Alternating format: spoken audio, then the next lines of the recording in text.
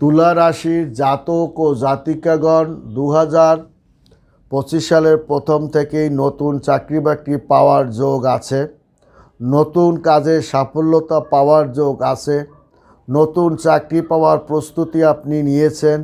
তাছাড়াও কর্মক্ষেত্রে যে ঝামেলা ছিল তুলা রাশি, তা কিন্তু অনেক ঝামেলা থেকে সে পরিত্রাণ পাবে এবং অনেক ঝামেলা আপনি দূর করতে পারবেন। প্রেমের ক্ষেত্রে আপনার যে মনোকষ্ট বা আপনার ঝগড়াঝাটি ছিল, সেটা আপনি সমাধান করে আপনি এগোতে পারবেন।